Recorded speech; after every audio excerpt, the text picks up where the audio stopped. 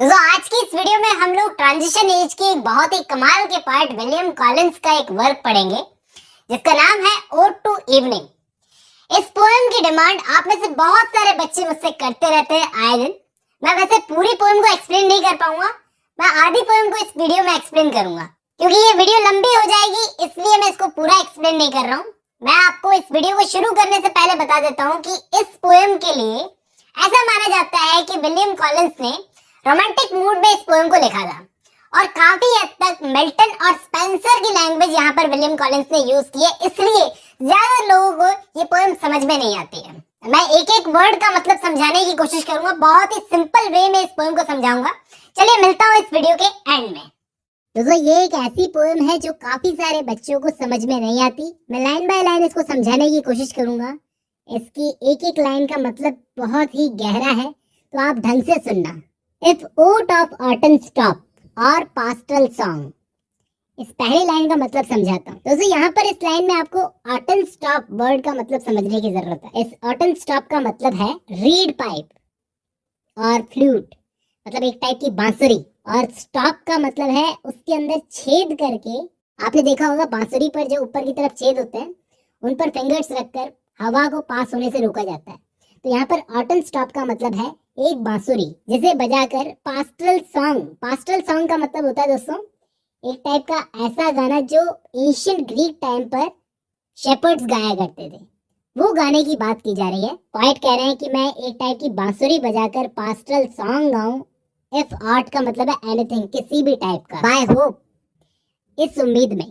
Poet कहते हैं मुझे उम्मीद है कि वो सॉन्ग गाने से। ओ पेंसिव ईव, यहाँ पर दोस्तों पेंसिव का मतलब है मेलांकोली इवनिंग। इस वर्ड का सीधा सा मतलब आपको बताता हूँ। जैसे जैसे शाम ढलती जाती है वैसे वैसे शांति होती जाती है, शाम पेंसिव होती जाती है। यहाँ पर पोएट आगे क्या बोलते हैं, टू सूद दाइन ईयर। ये सूद का मतलब होता है, आपने सूदिंग वर्ड सुना होगा, मतलब रिलीफ देने के लिए, तुम्हारे कानों को आराम पहुंचाने के लिए। सूद दाइन ईयर। अब मैं इन दोनों लाइनों को फिर से एक्सप्लेन करता हूँ दोस्तों। पोएट कह रहे हैं कि मैं किसी भी टाइप का एक पास्टल सॉन्ग गाता हूँ ऑटन पाइप से, एक रीड पाइप से, इस उम्मीद में कि इस ढलती हुई शाम के कानों को आराम पहुंचे।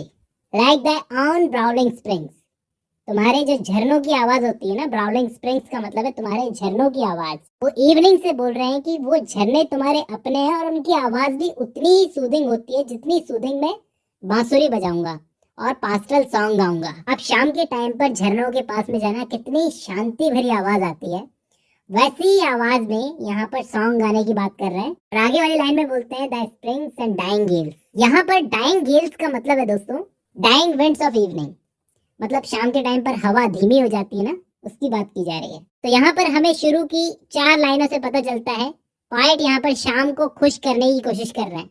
वो शाम को किसी इंसान की तरह मान रहा है और उससे बात कर रहे हैं और उसे खुश करने की कोशिश कर रहे हैं अपना एक सॉन्ग गाकर, कि मैं एक फ्लूट बजाकर तुम्हारे सामने सॉन्ग गाऊंगा, जैसे तुम्हारे झरने की आवाज होती है वैसे ही एकदम सूदिंग सॉन्ग गाऊंगा।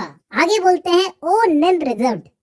यहाँ पर निम किसको बोला गया है, निम का मतलब होता है अप्सरा दोस्तों, परी टाइप से। यहाँ पर इवनिंग को निम बोला गया है कि जैसे जैसे शाम ढलती जाती है वैसे वैसे दिन भर एक्टिविटीज करने वाली चीजें स्टॉप्ड ऑल टुगेदर, सारी चीजें एक साथ रुक जाती है। While now the bright haired sun, यहाँ पर सूरज की भी बात की जा रही है, जिसके ब्राइट हेयर्स हैं, उसकी जो किरणें हैं, जो सूरज की किरणें बाहर निकलती है उनको ब्राइट हेयर्स कहा गया है। सूरज की चमकदार बाल, सेट्स इन यू, वो भी तुम्हारे अंदर बैठ जाता है जाकर।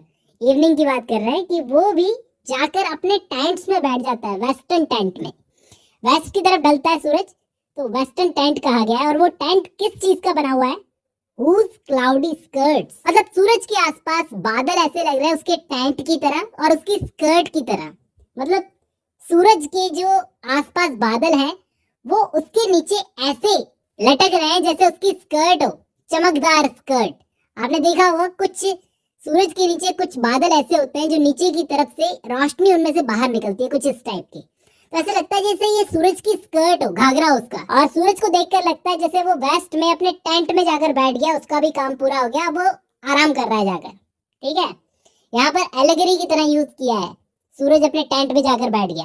विद ब्रीड अथीरियल वो ओवरहैंग हिज वीवी बेड, यहाँ पर इन दो लाइंस का मतलब ये है दोस्तों, यहाँ पर ethereal का मतलब होता है एक्सट्रीमली लाइट, बहुत ही हल्का। क्लाउड्स बहुत ही हल्के होते हैं और सूरज के आसपास वो ऐसे हैं जैसे उसकी स्कर्ट की तरह और उसके वेवी बेड की तरह।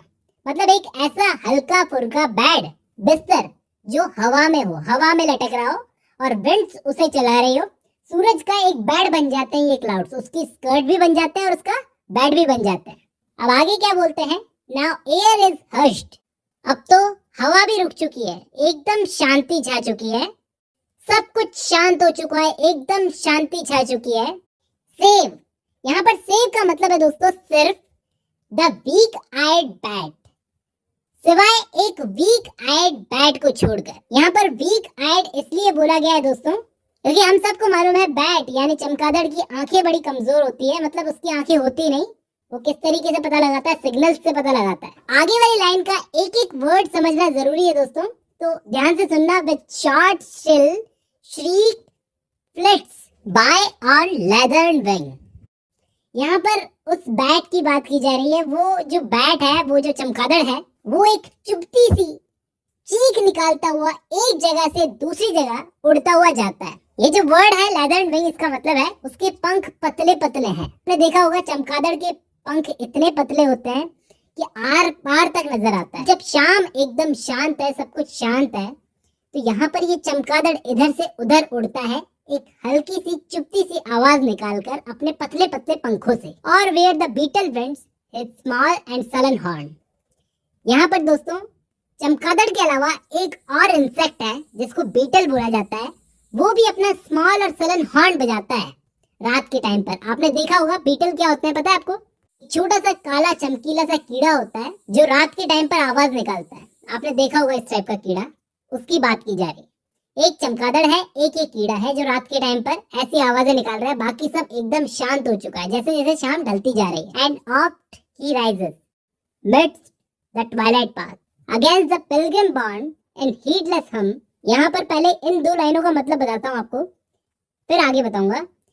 यहाँ पर एक पिलग्रिम की बात की जा रही है, एक ट्रैवलर जब रात के टाइम पर इस जंगल से पास होगा, ऐसी तीखी आवाज जो रात के टाइम पर, ट्वाइलाइट के टाइम पर रास्ते में ऐसी तीखी आवाज जब उसे आएगी तो वो उस आवाज की तरफ बिल्कुल भी ध्यान नहीं देगा, या फिर कह सकते हैं कि उसे ये आवाजें बिल्कुल डिस्टर्ब नहीं करेगी। अब आगे पॉइंट बोलते हैं नाउ टीच मी, मतलब वो शायद इवनिंग को बोल रहे हैं कि मुझे सिखाओ। मेड कंपोस्ट, यहाँ पर मेड इवनिंग को बोला गया है, मेडन बोला जा रहा है उसको, एक सुंदर लड़की से कंपेयर किया जा रहा है कि मुझे कंपोज करना सिखाओ कि कैसे गाना कंपोज किया जाता है, गाना गाया जाता है। To breathe some soft and stream, कि मैं भी कुछ सॉफ्ट गा सकूं। ब्रीथ का मतलब है गा सकूं, यहाँ पर स्ट्रेन का मतलब है सॉन्ग, कि ऐसे ब्यूटीफुल एनवायरनमेंट में मुझे भी गाने का दिल कर रहा है तो मुझे सिखाओ कि मैं गाना कैसे गा सकता हूँ। तो उम्मीद करता हूँ यहाँ तक आपको पोएम समझ में आई है।